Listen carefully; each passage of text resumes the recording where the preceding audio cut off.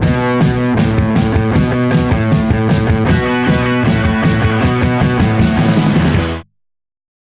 hi to someone who's going to be watching this. Who are we going to show this to? Mom. Hi, Mom. This is Patty from Marysville, you know, my little red-headed girl. Hit So Hard is a participatory documentary that follows Patty Schemmel, drummer of the 4-times Grammy-nominated punk band Hole. It is the story of her life with the band and her struggles with addiction, fame, and being an openly gay woman in a heavily male-dominated genre.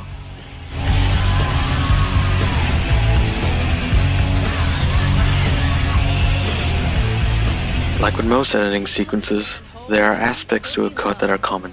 These are structures, rhythms, and juxtapositions. The structure of the film, Hit So Hard, goes through the telling of Patty Schemmel's involvement with the band, through humble beginnings to the deaths of friends, the drug use, and eventually redemption. Structurally, the film incorporates the theme of redemption and the underdog as the main focal point of the organization of clips. As soon as we begin the film, we started off with some of self-documented archival footage. This brings us to have a hands-on personal experience with Patty and to know who she is and what she's like. Missed it. Cemetery.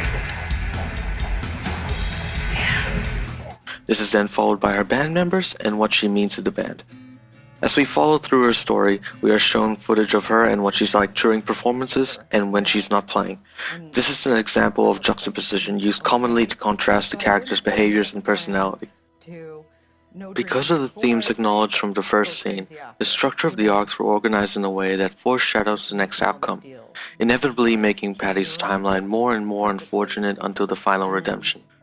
Ultimately, this rhythm of cutting between interviews, archive footage, and performances is established within the first scene. Regardless of the different points each arc is displaying, there is always the same rhythm to the cuts. The only difference between the different arcs is that for climaxes and downfalls, the timing and pace either accelerates or slows down for emotional responses. One particular moment the pace sped up was when Patty was getting her redemption by the end of the film, and as the music became more uplifting, there was a faster pace and almost only showed her for the conclusion. You may kiss the bride. As with any music video, a documentary that encompasses music as a theme would have momentary pace, rhythm, and timing changes. As for specific momentary cuts, this film had some insightful techniques. Rather than using cutaways, it was cut in a way that there wasn't as much attention being taken away from the interviews, adding more value and sentiment to the people who were speaking. It was cut in a way that the B-roll footage would be placed next to the interview rather than being on top of the interview. Another interesting technique they used was during the final breakup from the band. They used a hard negative filter to show a disconnection between Patty and the band members being interviewed. Overall, the structure of the film made it so that her femininity and sexuality are only one side of her, not something to describe her as a whole.